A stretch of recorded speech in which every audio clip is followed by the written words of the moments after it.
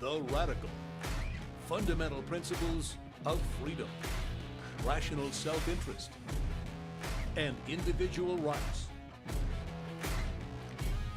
This is the Yaron Brook Show. All right, everybody, welcome to Yaron Brook Show. On this, what is it? It's Monday, March 4th. And, yeah, thanks for joining me. I know it's late here. I don't know if it's late for you guys, but maybe there's some Europeans where it's really late for you guys. All right. Tom says it would be a better show if it had been titled Philosophical Objections to Objectivism. Really? I'm not sure why. Maybe you can provide some philosophical objections to objectivism, and I can shoot them down. I need that special effect. All right, shoot sound effects. Shoot them down. I don't know. I think capitalism is more. Well, it's easier for me anyway. So we're going to talk about philosophical objections for capitalism today, and my answers to them, but mainly just cover some of the philosophical objections to capitalism, and cover some things maybe we haven't talked about explicitly. We'll see how far we get. Charlotte says, I thought there were only whiny objections to capitalism. Whininess is one of the whininess is one of the objections to capitalism. Capitalism makes people so rich they can afford a whine. That's a legit objective to capitalism. God, I'm going to get all these terms mixed up. Let's see, what else? Hector says, hola, Yaron. Hi, Hector. It's nice to see you. Remind everybody, I will be in Argentina in April. I need to actually tape a marketing video because I'm going to be in Argentina, get everybody excited about coming. So, all right. I'm flying tomorrow, so I'm not sure I'm going to do a show tomorrow because I'm flying out. So tomorrow's going to be hectic. I have to pack. I have to get everything organized because I pack at the very, very last minute. Yeah, packing's easy. It'll take me 20 minutes. But there's just a lot of stuff to do, mainly to do with the talk I'm giving in Amsterdam, which I'm still working on, and an op-ed I'm writing that I'm hoping to get published, which I'm still working on. A lot going on. Anyway, doesn't really matter. I don't know if there'll be a show tomorrow, so we'll see. But then on Wednesday, I will try to do a show from London, and on Thursday, another show from London. And then I'll be in Amsterdam for the conference, for the Ayn Rand conference, Amsterdam, which should be a lot of fun. I'm giving a couple of talks, panels, breakout sessions. So a lot of interaction with the people there, a lot of interaction with the students. I'm really looking forward to it. It should be a blast. Plus, Amsterdam, of course, is a fantastic city.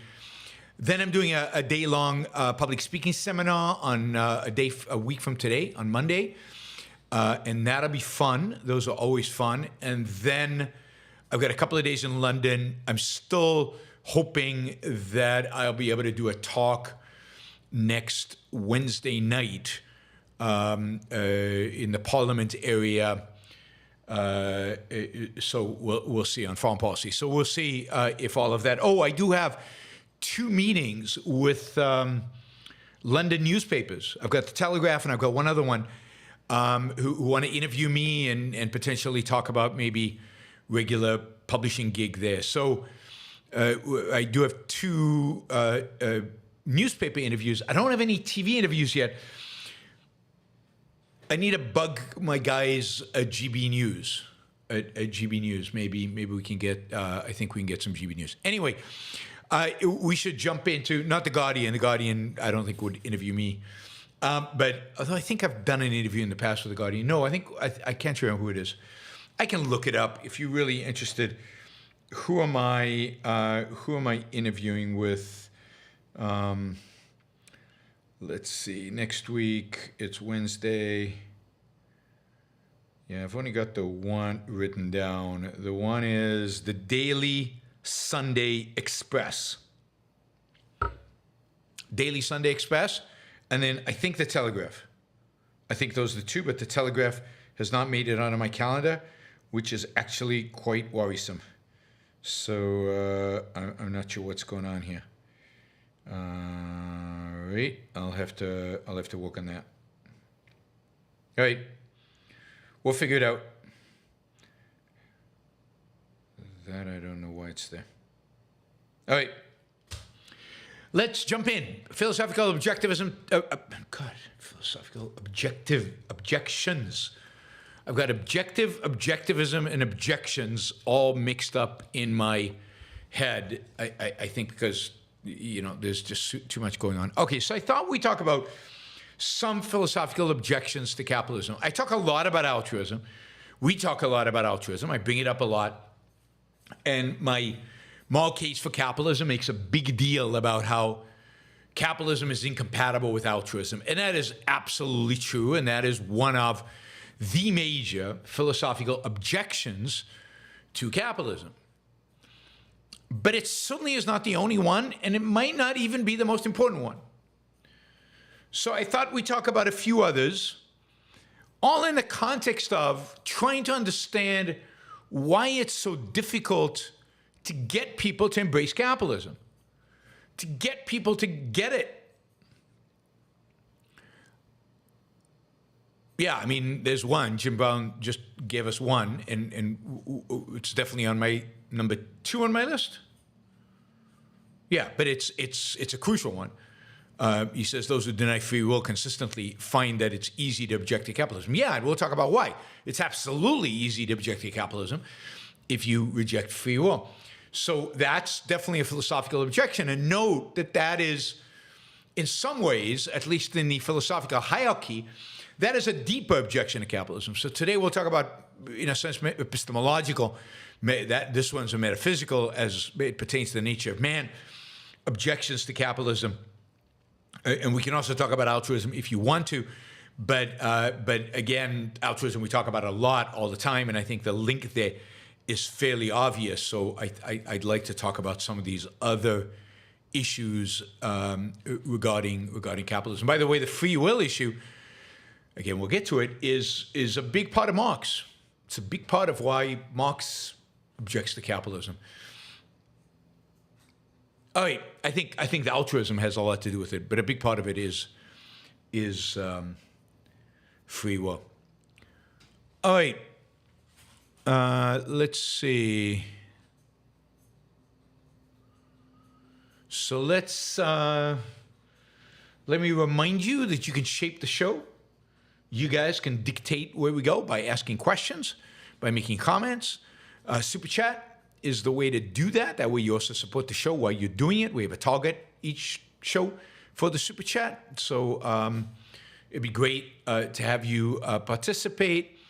And it'll be good to have you participate as we go along this evening. All right. So I want to actually start with the first objection. And I think this is an objection that most intellectuals hold, whether as an explicit philosophical idea or as an implicit idea. And that is kind of the notion that comes from Plato that human beings cannot actually perceive truth. They cannot know the good. They cannot know reality as it truly is. They are in a cave watching shadows. Real reality, the truth, is something that is only accessible to the Philospher Kings, to a certain class of people, to a certain trained group of people who have the ability to use their mind or whatever, their soul, to connect with real knowledge that really lies in another dimension. And regular people just can't do it, whether it's an issue of IQ or whether it's an issue of something else. They just can't do it. And therefore, and you see this in the kind of elitism that pervades our culture. It's not an elitism that says, rationally, well, you know, there are experts. There are people who just know stuff about a particular topic, and I need their help. If I go to a doctor, he's the expert. If I, you know, I can check him up, I can get a second opinion, I can get a third opinion, but he's the expert. And, you know, they're economics experts and they're finance experts and they're medical experts, and I subcontract with them and gain their expert. But at the end of the day, I make the decisions. It's my conclusions. I get to choose who they are. I don't listen to anybody who calls himself an expert. But expertise is of value. But there is a certain segment of the population among intellectuals who believe that in a different sense. They believe that you are basically incapable and incompetent of choosing your own values, of knowing what truth and what good is. That you cannot make those decisions for you. Even take choice of a doctor. Even choosing a doctor requires thinking, requires some knowledge, at least of the mechanism by which we discover truth. And since that is not available to most people because of Plato's view on the nature of man and the nature of reality and the nature of the world of forms, and the reality we see is just a projection of the world of forms, it's just the shadows, and you need some special skill, special sauce to actually observe the real world. Notice the dualism, metaphysical dualism. There's a world of forms and there's this real world. And then our inability to use reason to discover this world. So there are experts who believe that that is absolutely right, and therefore we are incompetent. We are unable to know what we should do, which doctor to see, what treatment to get, how to invest our finances. And therefore, it's not just that there are experts who we can get advice from, but that there are experts, there is an elite who should literally dictate how we live, what values we should pursue, which doctor we should see, what treatment we should get, how diversified our portfolio should be, if at all. Maybe it should just be a state pension.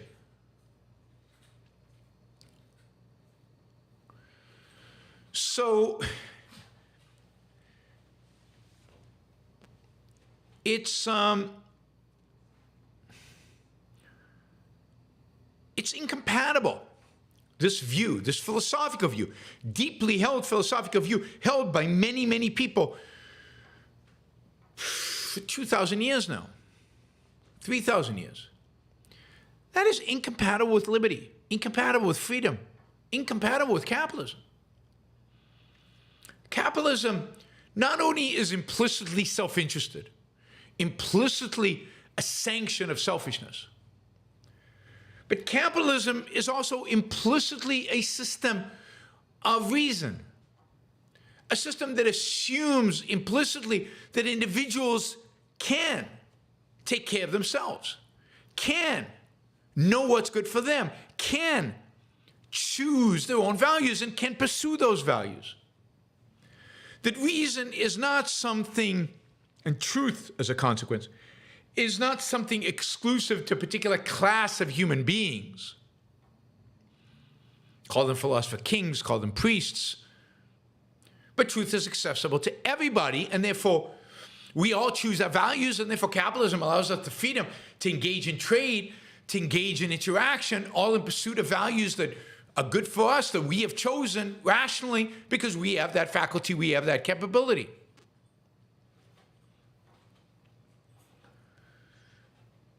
But that is a philosophical view, which most people, or a significant portion of our intellectuals, do not hold. And that's in capitalism is incompatible with the notion of a philosopher king. Capitalism is incompatible with the dualism with regard to reality of another dimension and a reality here, and that only some people have access to this other dimension.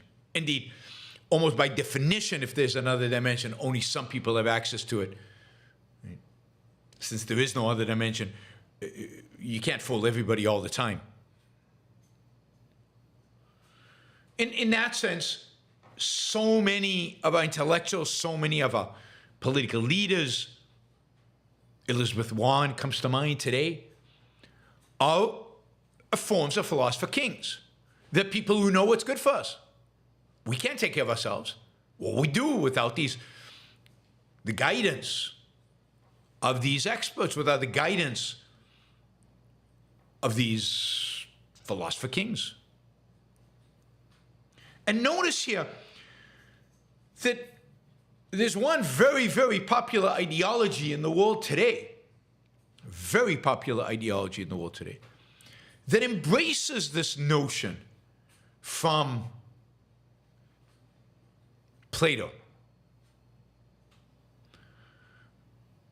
What is that? Anybody know? What ideology today, popular, prevalent ideology today, embraces the notion of a philosopher king, embraces the notion that only some people have access to the truth. Some people know what's truly in your interests.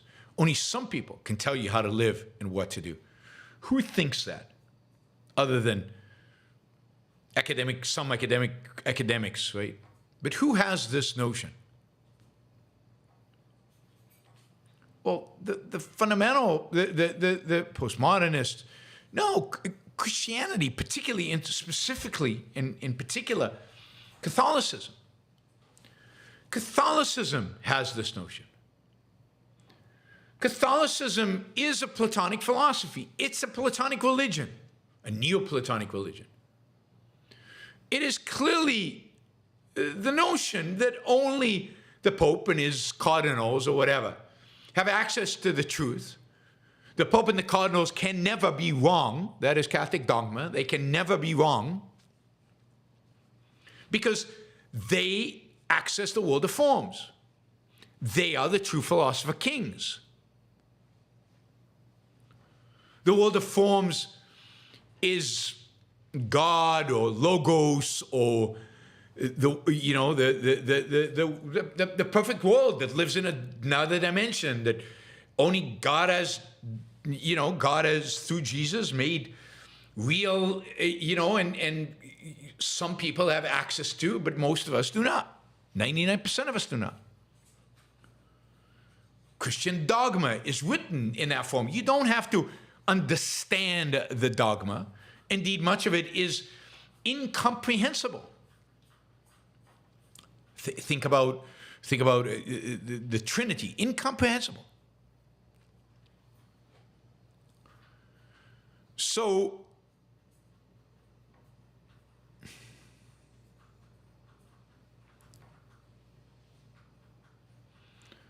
Christianity inherently places people above us, whether they are the Pope and priests and cardinals and bishops and so on, who can read the Old Testament and derive from it and the truth, or for worldly things, we have an emperor. And Catholicism is always, at least up until maybe the 19th, 20th century, has always been together with some kind of political leader, some kind of political authoritarian who basically channels the worldly needs of the people and tells them what they can and cannot do. Whether it was the Roman Empire or the Holy Roman Empire in the pre-post, I guess, Charlemagne era. But the church embraces this notion of, and again, particularly the Catholic Church, because the Protestant Church somewhat rebels against that, because the Protestant Church is claiming, no, every individual has access to God. Indeed, one of their big projects, the Protestants, was, and one of the reasons they were successful, was because the Bible was being translated and the Bible was being printed. Protestantism couldn't have been what it was without the printing press, because the Bible was being printed. Now everybody could read it, and everybody could interpret it, and everybody could communicate with God directly, and God was in every human being's heart. And it took away the power of the few, the elite, who were the only ones who could communicate with God, the only ones who could deal with him. And this is why Catholicism is overwhelmingly anti-capitalism. I mean, there are a few American Catholics, there are a few libertarian Catholics, but that is the rare exception. What do you call it? There's a think tank of libertarian Catholics. But almost all Catholics are some form of statists. Many of them are outright socialists. Right? Take all the Jesuits today are mostly outright socialists. I taught at Santa Clara University, a Catholic university, which was super socialist. The theology of South America, the liberation theology, which is borderline communism. And that makes sense. Because the whole assumption under socialism philosophically is somebody else will dictate your values. Somebody else knows what's good for you. Somebody else will determine what your values should be and how you should act. So the very foundational knowledge within Christianity, the very foundational assumptions, philosophical foundational assumptions in Christianity, anti-capitalist. So when capitalism and Christianity butt heads, it's not just the altruism. Altruism is a big part of it.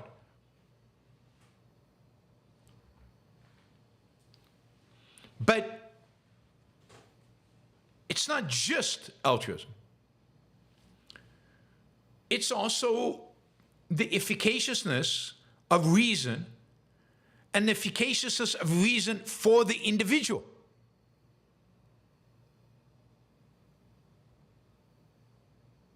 Right? So Catholics cannot really be capitalists. I mean, again, there are exceptions. They override their Catholicism with stuff they would rather believe.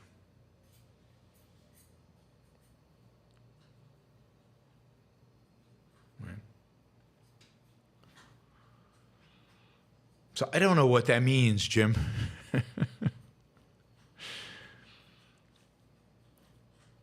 I mean, and it's no accident, by the way. The capitalism, freedom, generally, evolved and flourished in the non-Catholic areas of Europe. Because Catholicism by its nature is authoritarian. Catholicism by its nature is statist. Protestants are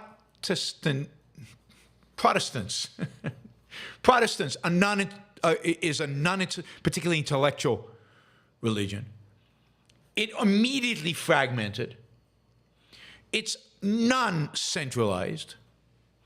It claims a relationship between the individual and God.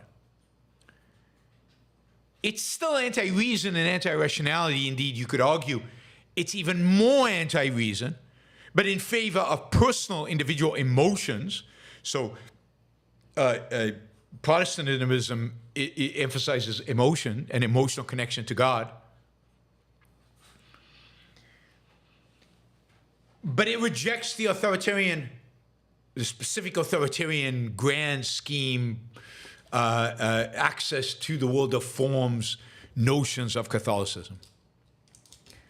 And that's one of the reasons that you see freedom evolve in the North. There's more freedom to do so. There's less authoritarianism in Northern Europe. There's less authoritarianism of the church dictating every aspect of life from the position of only we can know the truth. And there's much more a willingness to experiment, a willingness to test, a willingness to go out there, observe, and a willingness for individuals to pursue their own values, and sometimes those values distance them from the church. And you see that in England, you see that in the Netherlands, you see that in Northern Europe as Protestantism takes over Northern Europe.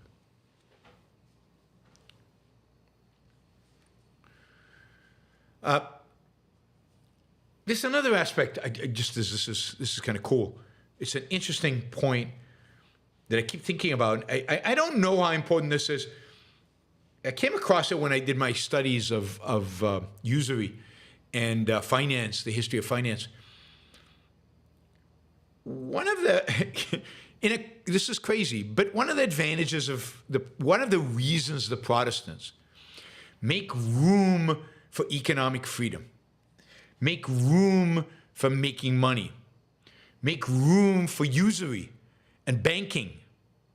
And again, it's why banks and industry and everything starts gravitating out of Italy and to Northern Europe, is because the Protestants believe, in a way, much more deep way than the Catholics, that this world is an abomination. And that indeed, if you read Martin Luther, in particular Calvin, if you read Calvin, Calvin believes that what you do in this world has nothing to do with whether you go to heaven or hell. What you do in this world has nothing to do with whether you go to heaven or hell. In that sense, the determinists, he thinks that God already knows when you're born whether you're going to heaven or hell. And what you do on this earth doesn't really matter. So one of the consequences of this is the Catholics, who believe that your actions on this earth will determine whether you go to heaven or hell, at least most Catholics. Augustine didn't, but most Catholics. Before they died, if they were rich, they gave up all their money to poor people because they believed that that would buy them into heaven. But Calvin and Martin Luther didn't believe that. So Protestants didn't leave their money to the poor. They left it to their kids because they weren't trying to buy into heaven, because they knew they either were going to heaven or not going to heaven, and that was determined before they were born. So why make an effort? And indeed, while they were alive, sin was much more palatable. Usury, much more palatable. In this earth, who cares if you commit usury or not? The only thing that matters is what happens in the kingdom of the Lord. There's no usury. But on this earth, it's grubby, horrible, disgusting, selfish, material. Yeah, absolutely. And in that sense, the perception of capitalism is, this is why Christians, I remember, what's his name? Novak, Michael Novak, if some of you remember him, a conservative from years ago. He wrote, he had this speech that he gave in Asia once, probably 20 years ago, maybe longer, maybe 30 years ago, about capitalism and praising capitalism, and everybody, the Asians should become capitalists. And he ends the speech by saying, but look, capitalism only has one share, only one share for capitalism. Because they understood that capitalism was not moral because it was selfish. It wasn't good because it was grubby and material and about this world. It didn't fit into the kingdom of God. It fit into the kingdom of earth, which is bad, filled with sin. So sin. It doesn't matter whether you go to hell or heaven. It's been predetermined already. This is one example where, so while the Protestants can be a little bit more open to ideas of capitalism or ideas of liberty, even that has to be constrained. It's only going to get one share. Because at the end of the day, they think human beings are sinful. They think selfishness is evil. They think making money is grubby and this worldly and materialistic. But they just shrug, okay, but that's just the way it is. So you see how different dimensions of Christianity, different dimensions of the philosophy, all arrayed against capitalism. So, Philosopher Kings, in the primacy, any kind of primacy of consciousness, is going to incline you to be against capitalism. Capitalism is a system of reality, of facts. It's not a system of wishes and prayers. It's an issue that capitalism very much depends on objectivity. And again, on reason. And anybody who advocates for, anybody who holds really primacy of consciousness cannot be consistently an advocate, cannot be consistently an applier, never mind an advocate, of reason. And therefore they're going to fail in capitalism, and that'll turn them off.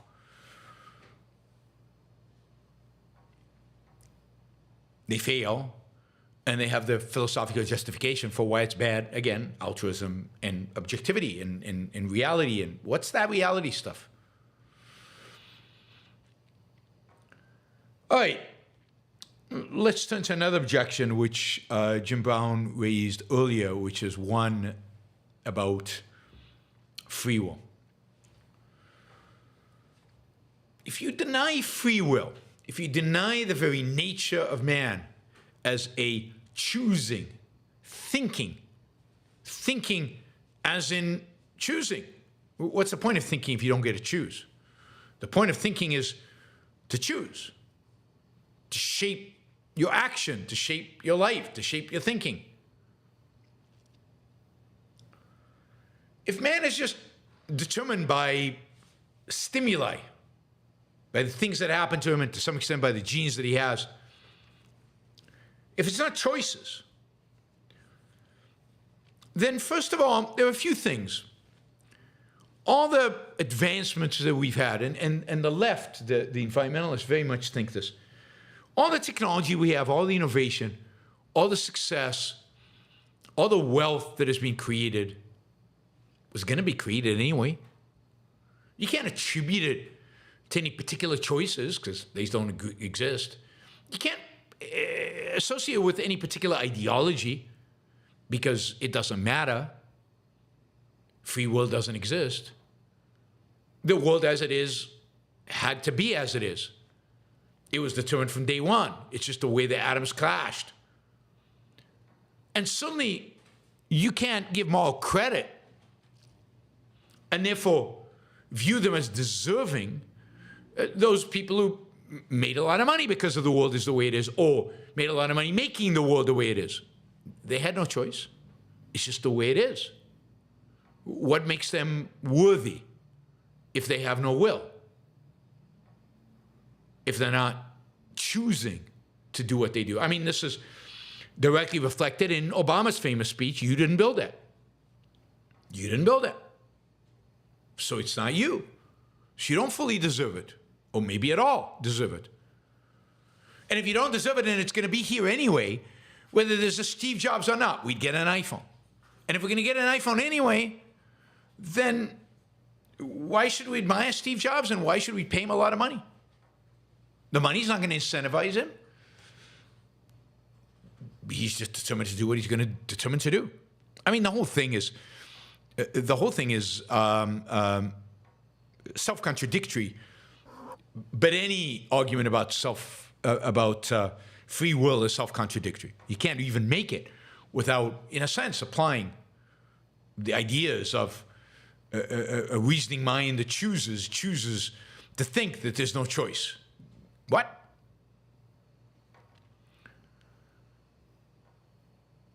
So, if you're anti-free will, you're anti-merit. Notice how many philosophers these days are anti-merit. Then you're going to be anti-capitalism because, by definition, the distribution of wealth is going to be viewed as unfair. Unfair because nobody deserves what they have. And egalitarianism becomes very attractive. Nobody deserves what they have, so everybody should get the same because everybody's equally undeserving. and the wealth will be created anyway. This whole idea about incentives. Incentives assume people actually choose. I read this book once written by, these radical environmentalists, and we're talking about all the things that they want to do in order to solve the world's problems and clean the world and everything. And a lot of it relied on new advanced technology that doesn't exist today. And their attitude was,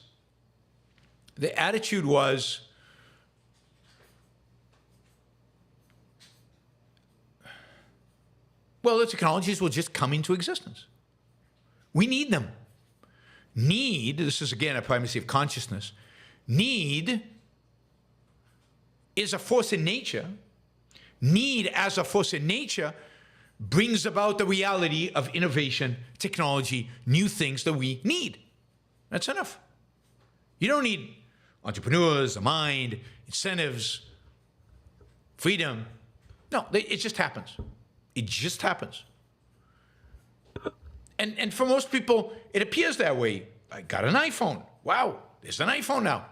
I have an iPhone. There's no conception of who made it. I didn't have an iPhone before. How did it come into being? Who built it? Who imagined it? How many years did it take them? What kind of capital did they need to raise? Did anybody take any risk? It looks like it's a huge success. Nobody risked anything. But of course, it wasn't guaranteed to be a success. And on and on.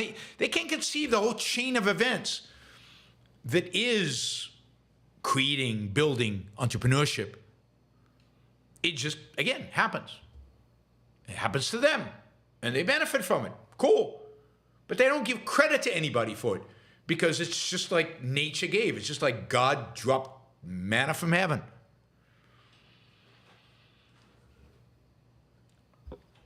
Even Karl Marx. Clearly, Marx hates capitalism because of its implicit and explicit self-interest. If you read, it's all over his work. But, my favorite Marx essay is on the Jewish question, where all this anti-Semitism comes through, and where he hates the Jews for being selfish and capitalist. He gets the connection. He gets the selfishness and capitalism are the same, are integrated somehow, or interwound somehow. And he hates them both. He hates capitalism because it's selfish. And he hates the Jews because he believes they are the source of selfishness.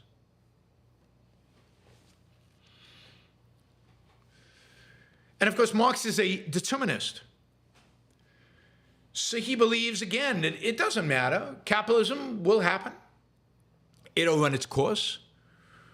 And then the proletarian will rise up. That'll run its course.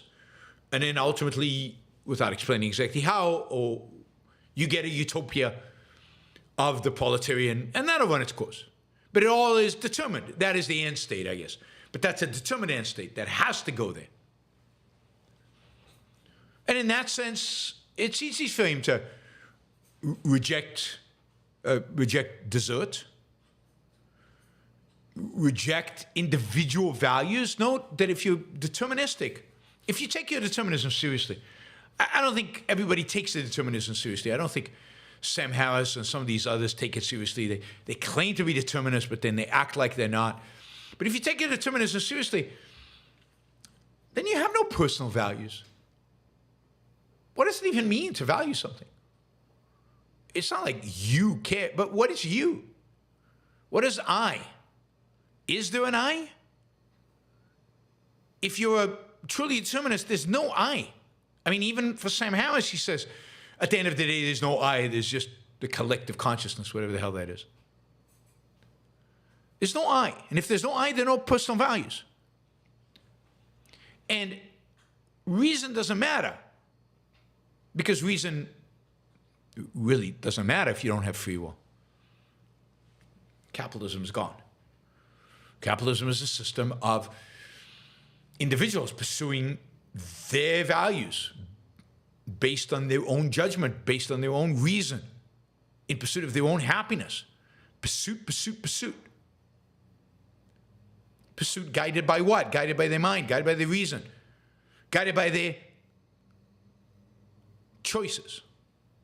By their choices. So capitalism, again, implicitly assumes free will, and then capitalism also makes the point that it's objective that some people make a lot of money and some people make less, because some people create more value than others. More value for whom? For their customers, for whoever their customers happen to be, for other people. So some people create more value, some people create less value, and therefore some people deserve, because they activated their own reason, their own choices, to create that value, and some people don't, because they didn't.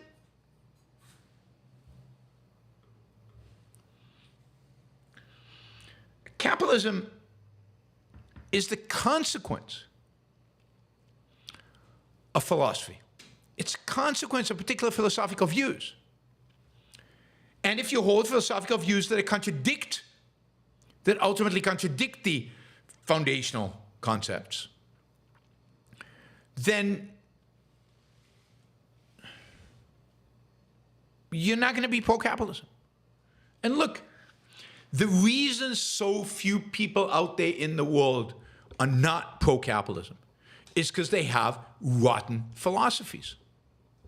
It's not because they don't understand how capitalism works. They don't understand how capitalism works because they won't accept capitalism. They don't listen. They can't comprehend it because it doesn't fit into the rest of their worldview. And the worldview is what dictates their particular view about economics and about political systems. So if you reject free will, as many, many intellectuals do, you can't have capitalism. If you embrace some form, and there are many forms of this, of the Philospher King notion, or the ignorance of the individual, not the ignorance, the incompetence of the individual, or the sinfulness of the individual, you can't have capitalism. So we don't have it. If you have the primacy of consciousness, or you reject reason, you reject rationality, you're just not going to get capitalism. If you embrace altruism and you reject self-interest, even superficially, even not an Ayn Rand even egoism, just an idea of pursuing your own self-interest, you can't have capitalism. This is why capitalism is so, the development of capitalism is so special. It's so unusual. It's such a moment in time that cannot, and it is very difficult to replicate. It comes out of an enlightenment in which people respected reason, believed in the primacy of reality, and used reason to make choices, to change the world, discover the world, and then change it.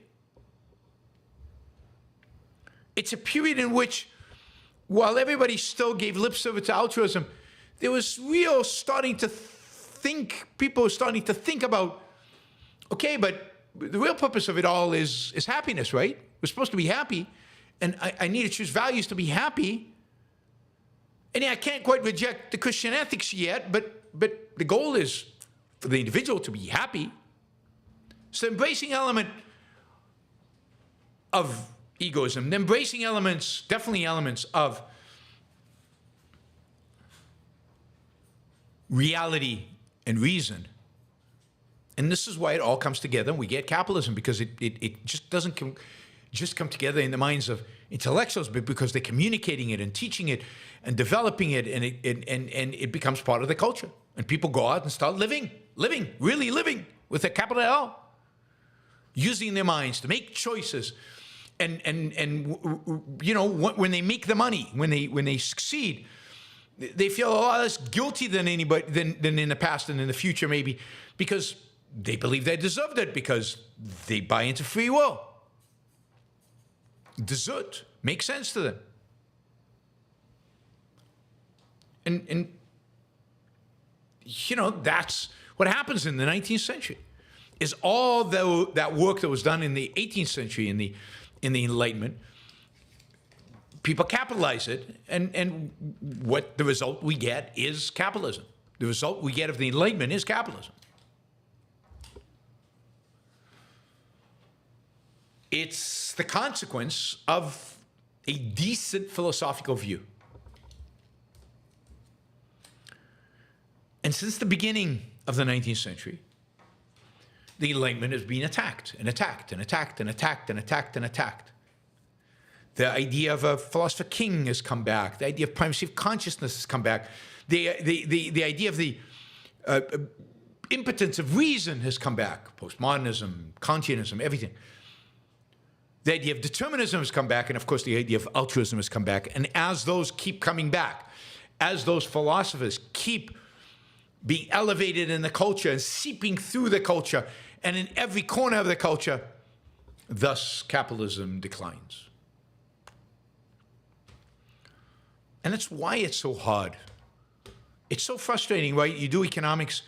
The economics of capitalism is so simple, so relatively easy. The history of capitalism is so true, so simple, so straightforward. Capitalism works, socialism doesn't.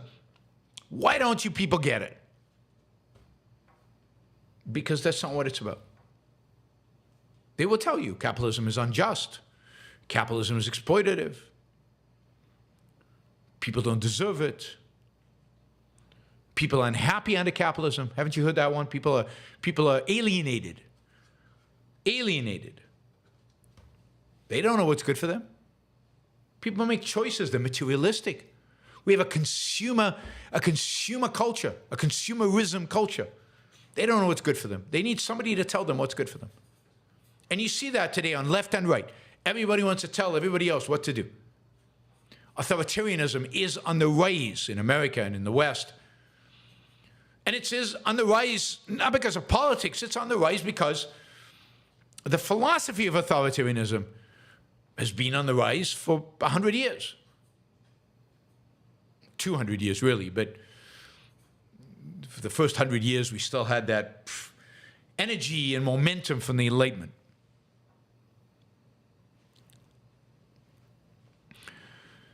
All right, so those are some of the philosophical objectives to capitalism.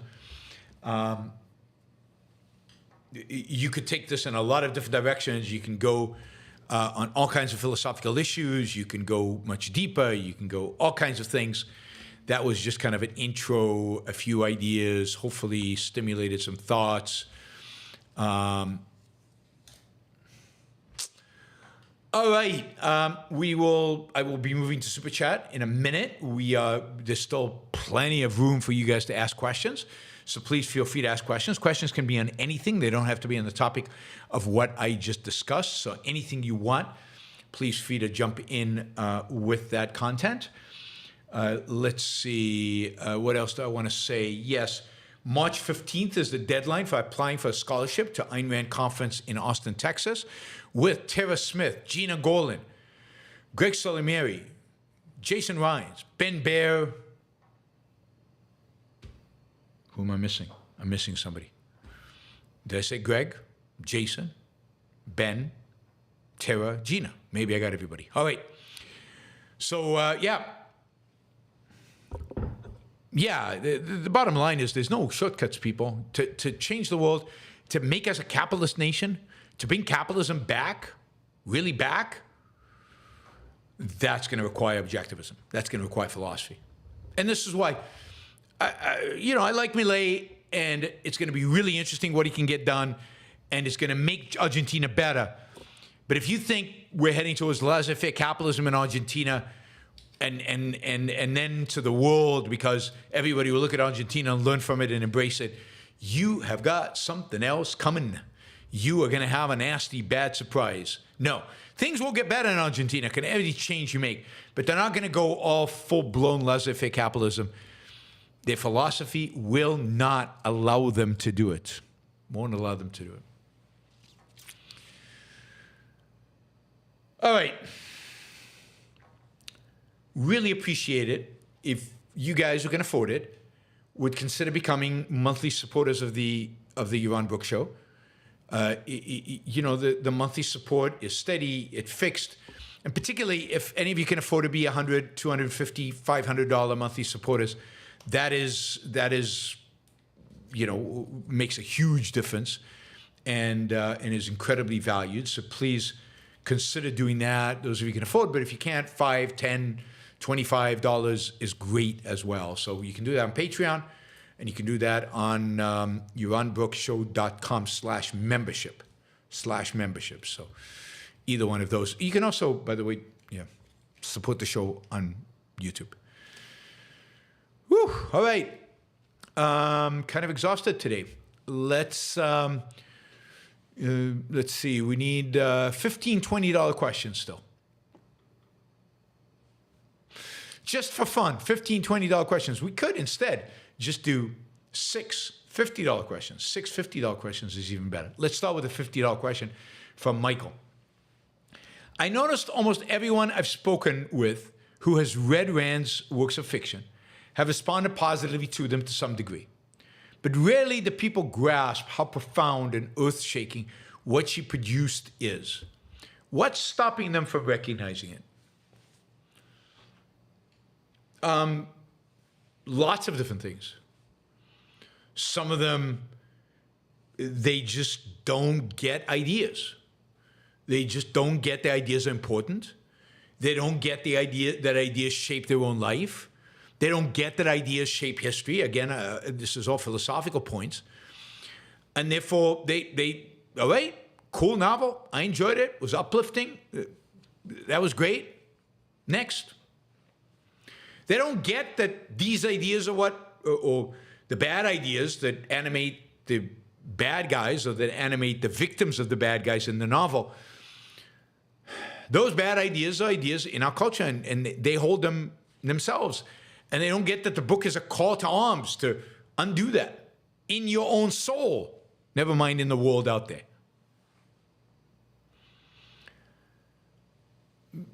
That's one reason they don't get it. Other people might be afraid.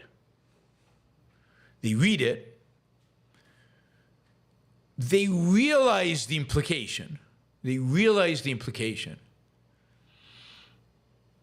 And they're afraid of that implication. They're worried that that implication will destroy their lives, destroy their friendships, alienate them from their family, alienate them from the community. They're worried.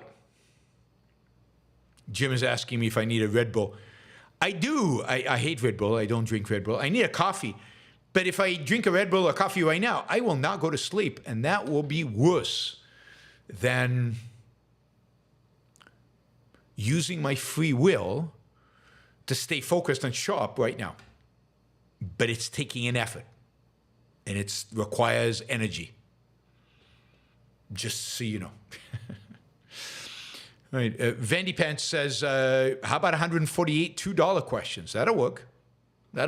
We're down to 122 $2 questions, or maybe even less with Jacob. So, right, 100. So not that many $2 questions. Just $2 or $2 stickers, $1.99 stickers. That should be easy.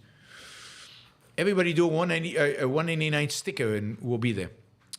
So, those are some of the things: fear, not understanding the role of ideas in their own soul or the world. Even though it's written in God's speech, not being afraid of what it'll do to their life, objecting to the philosophy in Atlas Shrugged, disagreeing with it. Yeah, it's a novel, but disagreeing with the philosophy. People don't, there are no heroes like that. I mean, there is a very, very, very smart venture capitalist on Twitter who regularly quotes Ayn Rand, but who regularly also says, in Ayn Rand's novels, the villains, right on. She got them all right. The heroes, unrealistic. There are no heroes like that. That's part of it, right? It's part of it is, it's a challenge to you to rise to the occasion. A challenge to you to rise to the occasion. Not everybody's interested in that challenge, right? It's the challenge that we talk about here, is to be the best that you can be, to live life the best life you can. Some people are just too afraid to even contemplate that, which is sad. Sad.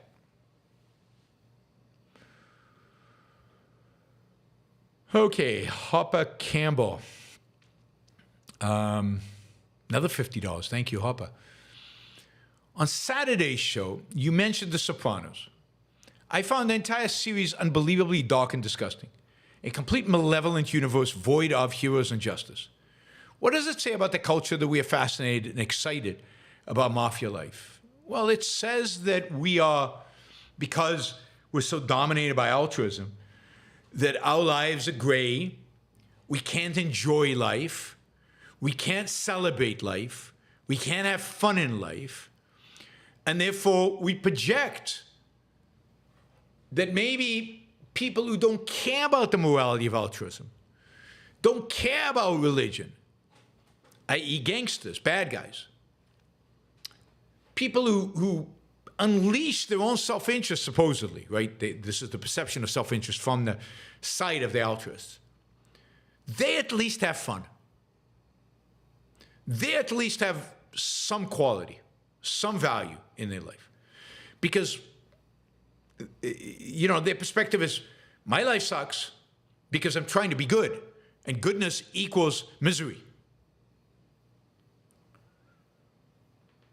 What would equal fun? Well, abandoning this altruistic, self-sacrificial straitjacket I'm in. Oh, who does that? Well, the mafia does that. They just kill whoever they want. They have sex with whoever they want. They party whenever they want. They drink whenever they want. They do whatever they want. Hey, isn't that cool? And again, the conception that we are taught in morality is you can either be an altruist, sacrifice, suffer, pain, virtue, or you can be an egoist, lying, stealing, cheating, killing, murdering, raping. Fun. Those are the alternatives. The rational, selfish alternative doesn't enter their mind. They can't even comprehend it. So we're fascinated with gangsters. The Godfather movies, I mean, they're considered some of the greatest movies ever made in America. Breaking Bad, Sopranos. There's a movie that I often talk about on the show called Heat. Michael Mann, Robert De Niro, and Al Pacino playing opposite each other. One's a cop, one's a criminal. Cop's life sucks. Depressed, divorced. Children won't speak to him. The bad guy, life is great. Life is wonderful. And that's typical. If you ever see Face Off, the cop, miserable, depressed, horrible. The bad guy, partying all the time, having fun. Now, what it means for them to be happy and fun, right? I mean, it's a particular thing, but yeah, it's altruism. This is what altruism does to you. This is what altruism does to you. Thank you to all the $50 contributors. You've really helped us get there. So now all we need is $92 contributions. Basically, everybody on right now doing a $2 sticker would get us to where we need to be. $1.99. Somebody start a $1.99 trend. All right, Wes for $50. Or we could just do a few $50 and get it over with. Random quote from an anime I watched. Quote, I consider political power to be like a sewage treatment plant. Not having it can be a problem, but I certainly don't want to get close to it. Spoken by a character with integrity. Yes, but this cynical view of politics is destroying us. It's killing us. It's terrible. Replace political power with the Founding Fathers. I consider the Founding Fathers to be like a sewage treatment plant. They were politicians. This is what happens when you don't have principles. When you can't separate proper political power from false political power, evil political power focused on violating rights instead of protecting rights. And it's sad that that's the conception we have of politics. Wouldn't it be great if politics was about the discussion about individual rights and it was populated by people like the founders? And it won't be unless we demand it. But it's our cynicism about politics, in a sense, that creates the politicians we are cynical about. Because we can't distinguish between appropriate political power in the service of rights and inappropriate political power in the service of power, in the service of violating those rights. And you got to have that separation.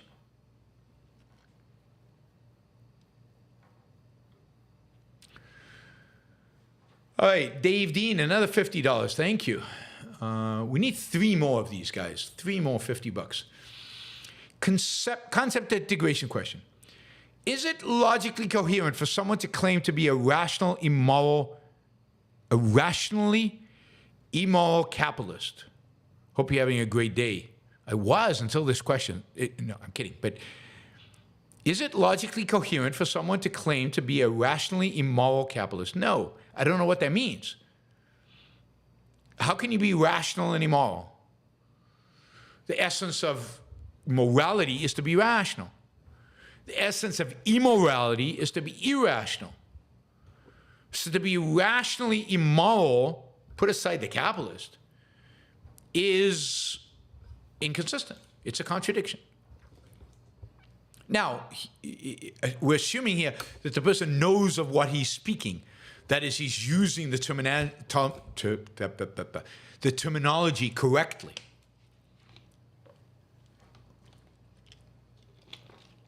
And what does it mean to be a capitalist? Does that mean to be somebody who has capital, who allocates capital? Or does that mean somebody who adheres and believes in and advocates for capitalism? So you've got to be clear about what the terms are. But no, I mean, that's completely incoherent. Not if rationality, morality, and capitalism really mean something and mean what we think it means. Then it's incoherent.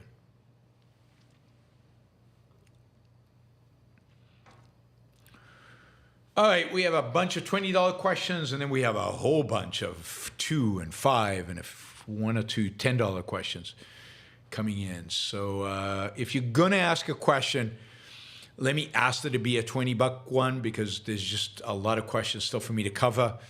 And as I said, it's getting late and I am tired. All right, this is one of the reasons why I want to move the show to earlier in the day, do longer shows, get it done in the middle of the day when I'm super fresh, and then have the evenings to myself and to read, to do research, to plan for the next day's shows and so on. All right, Hector, you fly often. What is your favorite airline? My favorite airline is Japan Airlines by far. Do you have a dedicated airline card? I have a couple of cards in the U.S. What is your favorite airport and why? Oh, God. What is my favorite airline? I generally think my favorite airlines are Asian airlines, and I don't really have here a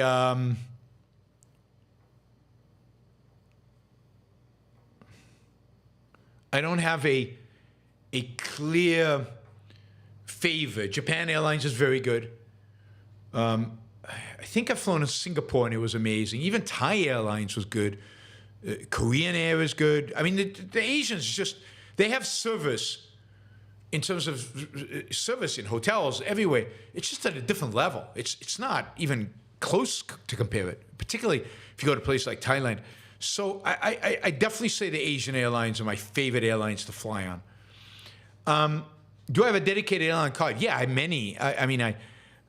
My most used airline is American. I'm executive platinum and have been for, I don't know, 20 plus years, executive platinum. That's the highest tier on American Airlines.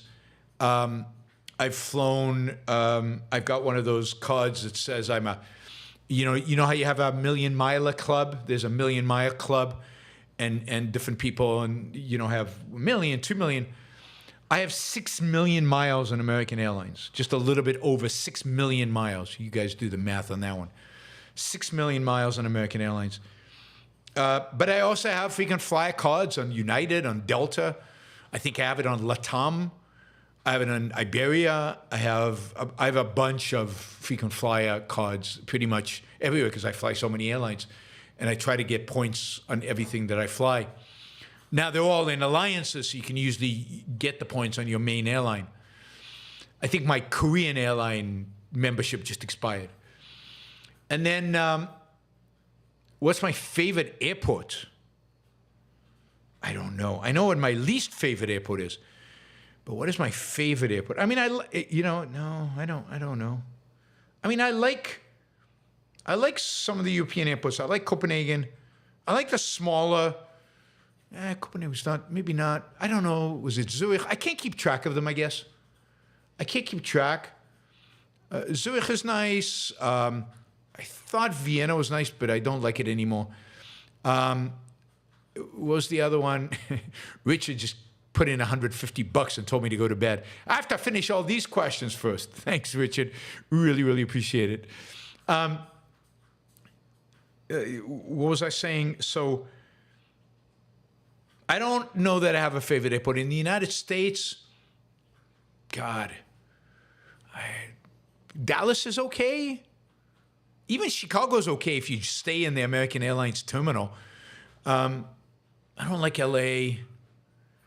I don't like the New York airports. Although the American terminal of American in JFK is pretty good. And the new American terminal at LaGuardia is very nice. I mean, they really upgraded LaGuardia. LaGuardia was the pits. Used to be the most awful place.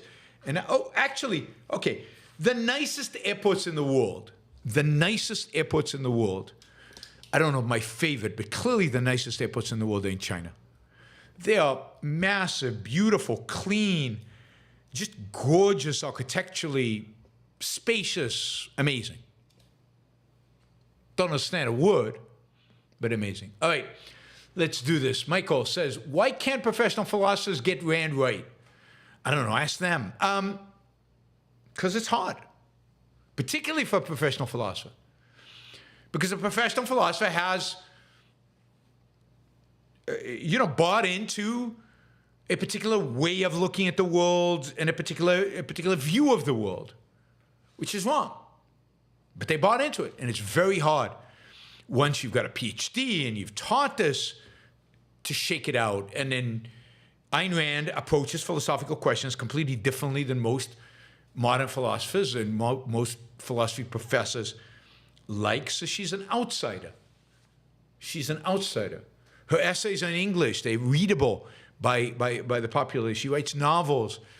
And that's one level. And then the other level is she challenges every single thing that these philosophers believe. There's not a single issue on which Ayn Rand is not completely new. It's not a single issue in which Ayn Rand is not completely revolutionary, and where Ayn Rand is not challenging their most fundamental beliefs. Now, by the way, there was a good essay on this and a video on it on the Ayn Rand Institute website by Mike, was it Mike Mazza?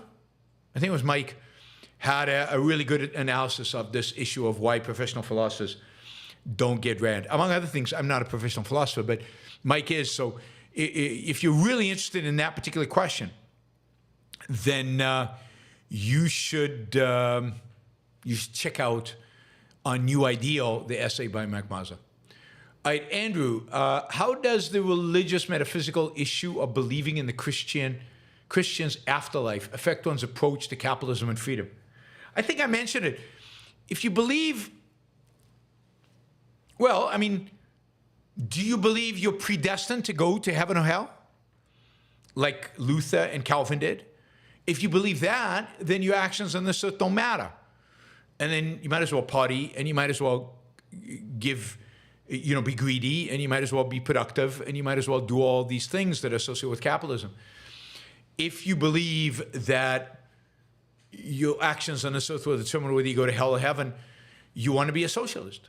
You want to give your money away. You want to treat everybody, through sacrifice. So your beliefs about the afterlife affect how you live your life very much, and therefore your beliefs around freedom and capitalism.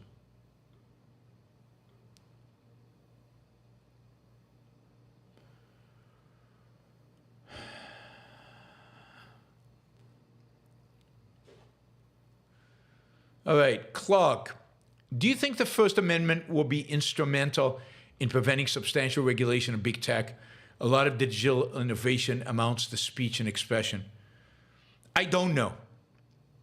It's going to be really interesting to see how the court is going to rule. I think there are 5 cases related to free speech in one way or the other. It'll be really interesting to see how the court treats big tech. Does big tech have free speech? Does right to free speech, does that count? So I don't know what the answer is. And the courts, primarily the Supreme Court, is going to have to make a call on which direction it is going. And I don't know what that call is going to be.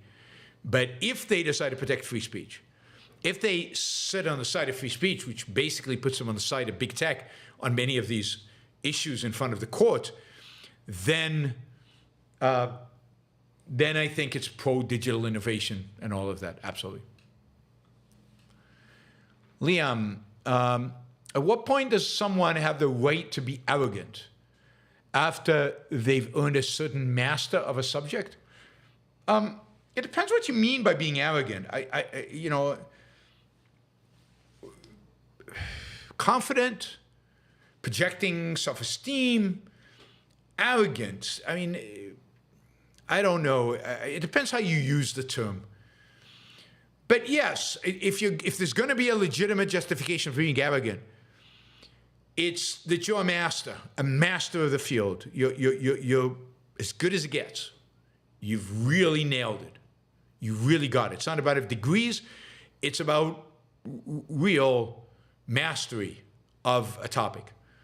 And then your arrogance should your arrogance should be confined to that topic, that issue. Right.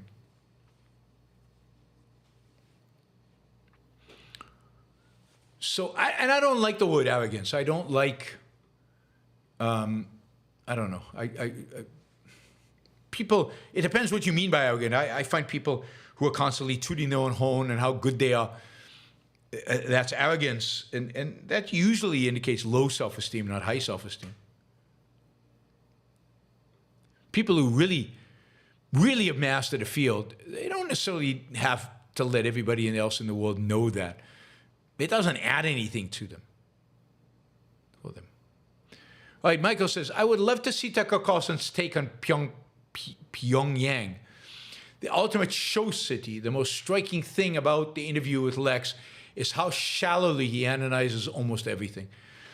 Yeah, I mean, Tucker is super shallow. He's very good at manipulation. In that sense, he's like a Tui. He's very good at seeding doubts in you and getting you to think things that you wouldn't otherwise think by creating those doubts and raising questions as if he cares about what the answer is. Really, really, really, really bad.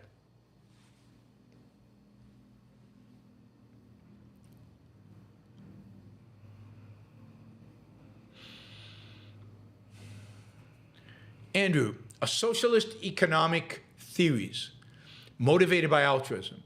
I don't believe they simply have a different view on the respective value of workers and management. For example, they favor workers morally and rationalize it. No, I mean, Marxism, which drives much of socialism, or Christianity, which drives another approach to socialism, they're both deterministic. So they both believe that the capitalist hasn't earned his stuff.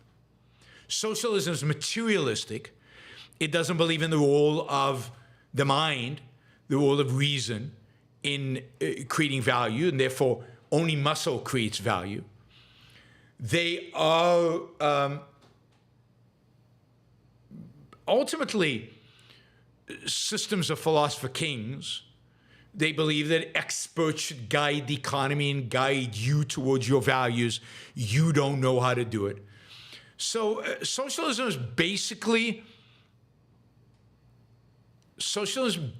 bought into all of these bad philosophies. It's a consequence, not bought into. It's a consequence of all these bad philosophies.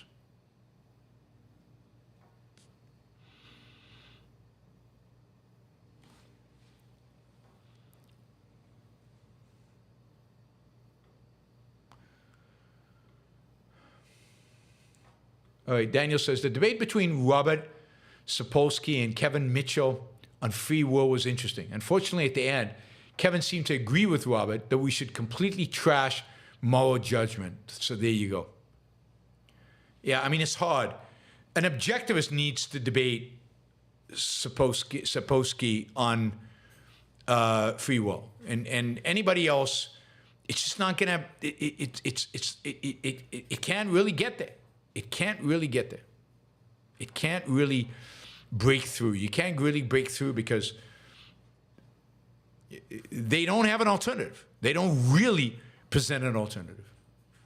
Why is moral judgment completely trash if there is free will? And yet he's trying to defend free will without moral judgment. What's the point then?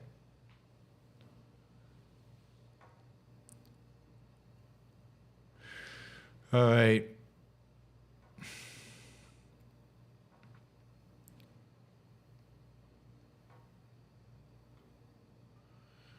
Jim Brown, nah, it's a false dichotomy, altruism versus selfishness.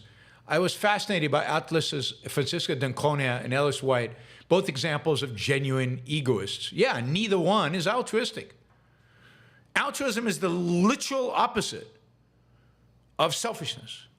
Altruism means otherism. It doesn't mean being nice. It doesn't mean being kind. It doesn't mean being benevolent.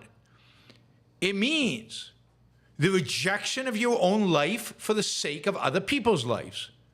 It means being selfless.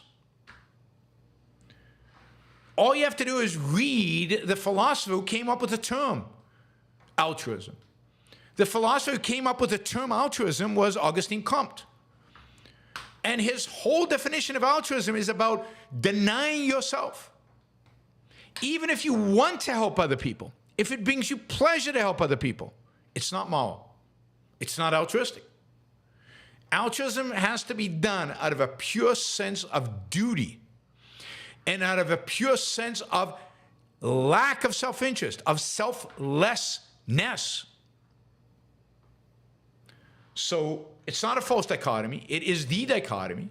It's the whole basis of Rand's morality, her rejection of altruism, a complete rejection, 100% rejection. Francisco's rejection, Ellis Wyatt's rejection.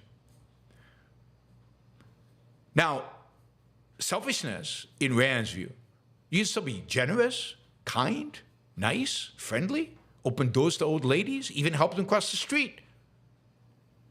As long as you're not doing it, as long as you're doing it because you understand the value it presents to you. So altruism is thoroughly evil, anti-human life. Self-interest? Self-interest is what morality is about. Self-interest is living based on your values, living in pursuit of your values using your rational mind. And as long as you're pursuing rational values you can explain to yourself rationally, you're being self-interested, you're being selfish. And that can include charity. It certainly includes kindness. And it definitely includes helping friends, which Francisco and Ellis Wyatt are. And it is a benevolent philosophy. Selfishness is benevolent. Altruism is malevolent. So no, it's not a false dichotomy. It is the dichotomy in ethics. Richard, again, thank you for the support. Really, really appreciate it. All right, Daniel says, on Protestantism, the ridiculous number of sub-denominations, considering the church down the street heretics, quibbles over whether to play cards at church, etc., sounds like disintegration, or at least a more parochial M2. Yeah, I mean, I think that's right. Although, remember, Calvin was a dictator. Calvin ran Vienna brutally. Brutally.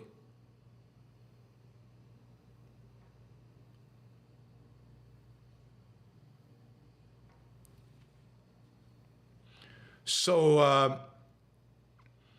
you can have a M2 Protestant.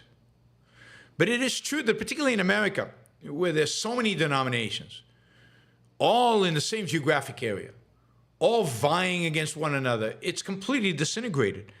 And the only way to come together is by some very charismatic interpretation and wrapping around the flag. What is interesting, though, is how much all this disintegrated Protestant churches, how enamored they are with Trump.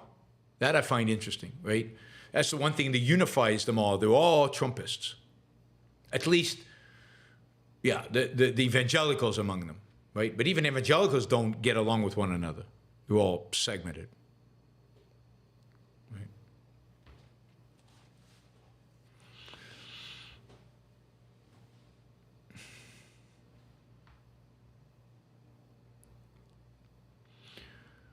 All right, let's see. Jim Brown says, those who deny free will consistently find it easy to object to capitalism. Yes, we talked about that. Thank you, Jim. Maximus, what are your 3 wishes for a genie? Oh, God. I don't know, world peace? For genie, what would be my 3 wishes for a genie? I don't know, 100,000 subscribers? I don't have wishes for genies. I can't even conceive of it. Because, you know, it just seems random, unearned. I don't buy lottery tickets. I don't make wishes to genies. What you get is what you earn. Go in it. Sorry, Maximus, I just don't have 3 wishes. Right? I guess, all right, here you go. I want to live to be 200. I want 200 healthy, amazing. I want to have the biology of a 40-year-old, and I want to live to be 200. That's probably my one genie wish, because that's not possible. It's not something I can earn currently, but it's something I would really want, right? So money, all that other stuff, don't care. Allow me to live to be 200, or forever for that matter, with the biology of a 40-year-old and the mind of a 40-year-old.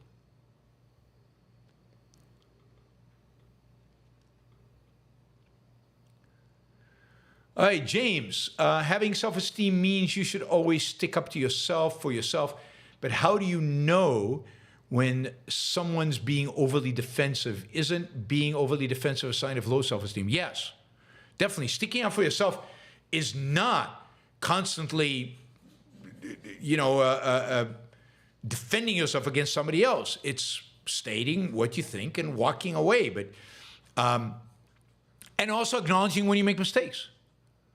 And acknowledging you could be making mistakes sometimes when that's possible. It's acknowledging the reality of reason. And it's, you know, they're overly defensive. How do you know that? When they are rationalizing, they're making stuff up in order to justify themselves. When they're not engaged in reality. They're not dealing with reality. When they get super emotional, if you criticize them and they get super emotional, defensive, low self-esteem. Somebody with high self-esteem gets criticized. I've told you this before. His attitude should be, if they're right, I should thank them. And if they're wrong, it's their problem. You don't get insulted. You don't get upset from a criticism. So defensive people are set off by the criticism. Shali, thank you. Really appreciate the support. Thank you. All right, Liam. Was there a 0% chance Hitler could have won? I think if you take a long-term perspective, yeah, it was basically zero. He was irrational. He was bound to make mistakes. And the forces of good were just more powerful. The United States was going to develop a nuclear weapon. And if Germany hadn't been defeated before it was done, it would have been dropped on Germany.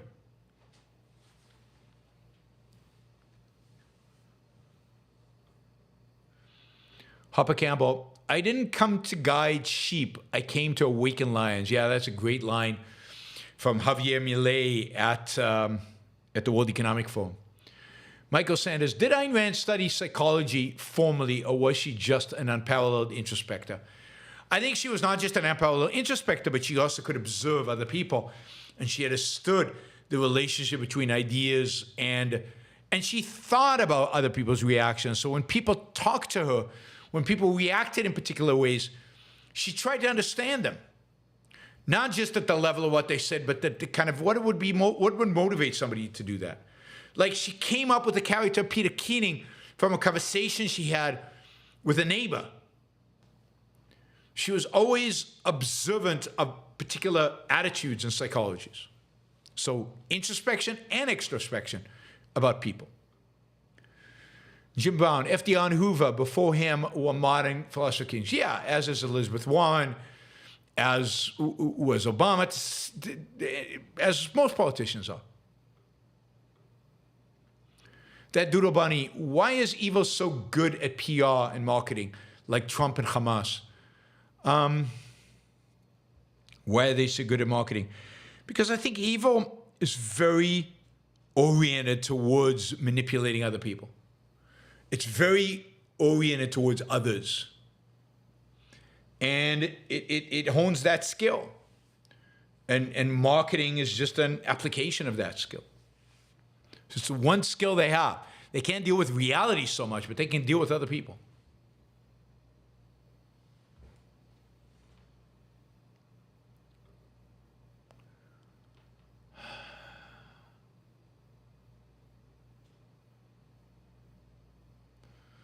All right, let's see. Shahzad, Fox Mulder from the X-Files made a wish for world peace. The genie responded by eliminating all people from the earth except for Fox. She then suggested Fox listen to the air carefully and said, "Do you hear that? Peaceful. Very, very peaceful." I never watched the X-Files, but that sounds like a good one. All right, Jim Brown, hold on to that Buba Looey. Hold on to that Buba Looey. Jordan Peterson is coming up from behind, chasing the Catholic Church. Not sure I get it, Jim. You're going to have to explain that one to me. I don't know what...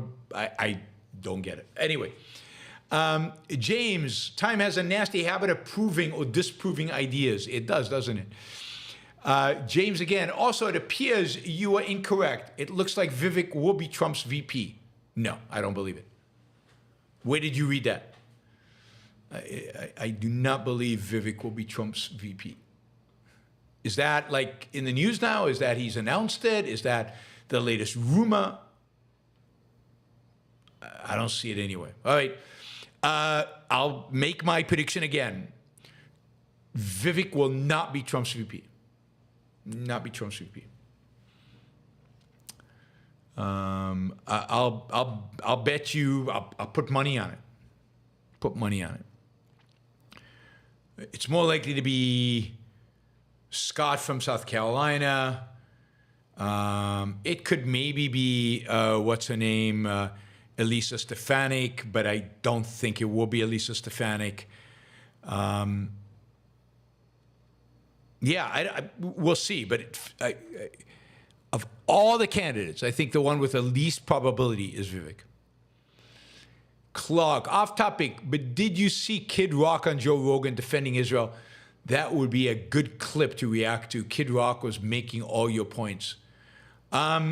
No, I haven't seen that. That would be fun. Yeah, I'll look for that. Good for Kid Rock. Unusual, right? All right, Michael Sanders. If you want to be popular, be vague. If you want to be understood, be clear. Absolutely. I try. Jim Brown, was there any one philosopher who more than the others worked to destroy free will? Interesting. I don't know. I mean, we'd have to ask, I think, a historian. I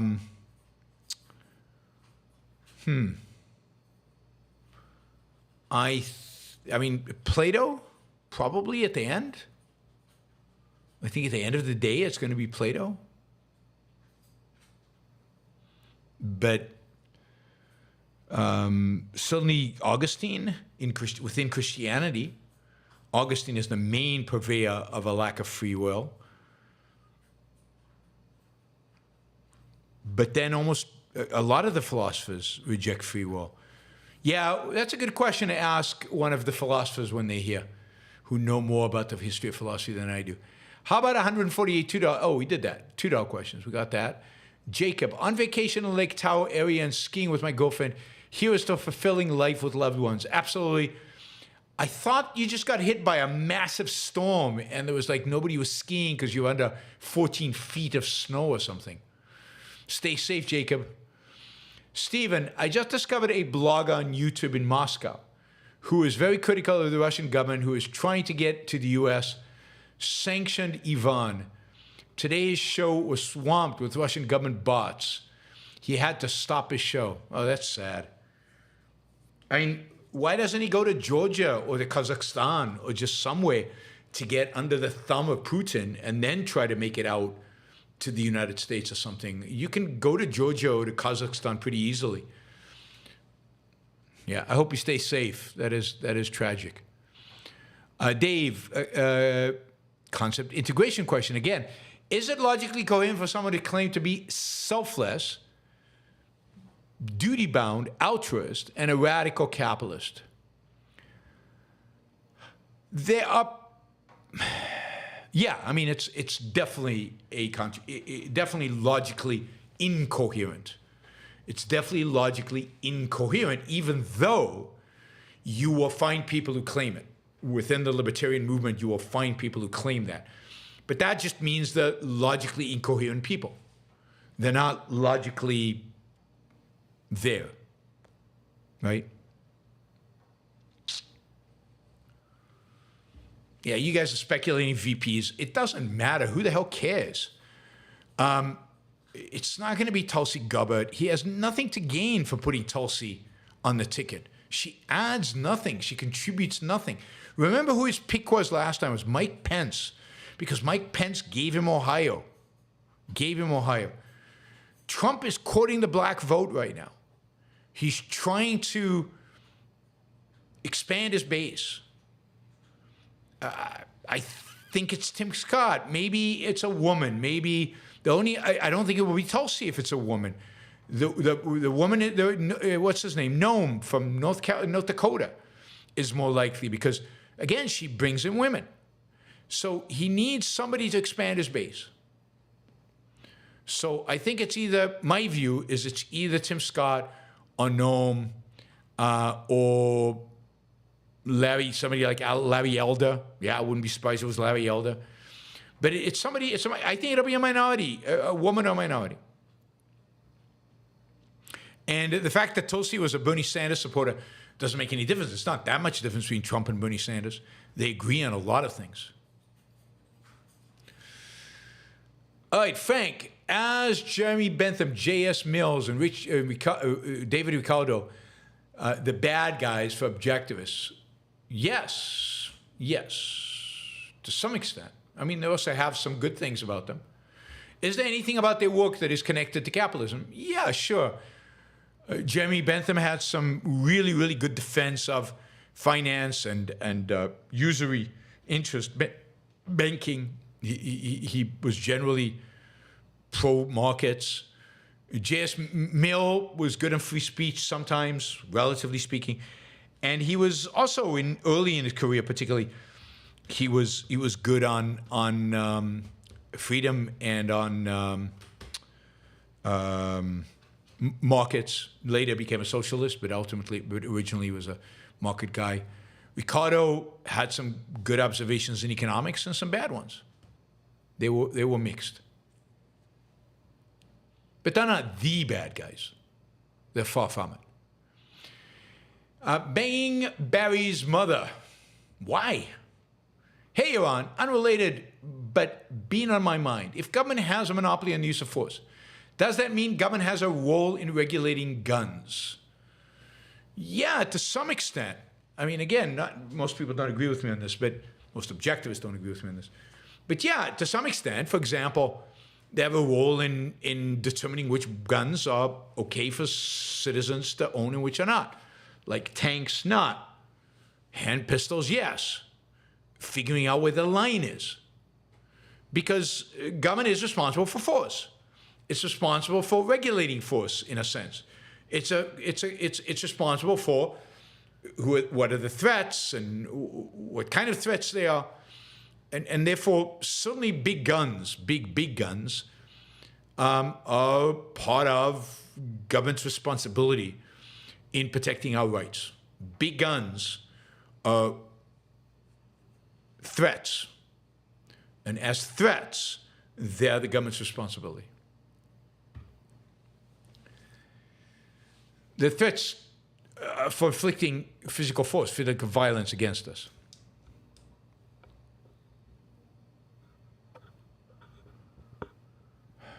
Vandy Pants. I'll watch a dark, malevolent movie any day of the week. It's 2 hours. But I'll almost never watch a show like that. Too long to stay in the kind of universe, hundreds of hours across multiple years. Yeah, I mean, I get that. And I'm with you. Who really caused World War I? Germany? God, I'm not an expert on World War I. But it was basically the ambition, I think, ultimately of Germany and the Austro-Hungarian Empire, that they felt threatened. And but Germany was the motivated power because they thought they could win. They wanted to be an imperial power. They felt second rate to the Americans and even the French, and they wanted to assert themselves as an equal power, and they wanted to use World War I in order to do that. That's my understanding, but I'm not an expert. Akira Felix. Candace Owen is a black woman. She'll be VP. Maybe. I think more likely Candace Owen than Vivek. Sorry. I know he's on the short list, and Trump probably has good reason to keep him on the short list, but he brings nothing to the team other than the potential to outshine Trump. He's clearly smarter than Trump. No question about that. So, no. All right, everybody. Maybe I'll see you tomorrow. If not, I'll see you Wednesday from London. Flying a long flight tomorrow. But, yeah. I'll maybe see you sometime before the flight tomorrow. We'll see. Thank you, everybody. You were great on the Super Chat. We blew away the target. Really appreciate it. And I will, as I said, see you tomorrow. No, maybe not. See you Wednesday. What the hell? See you when I see you. Bye. It's late.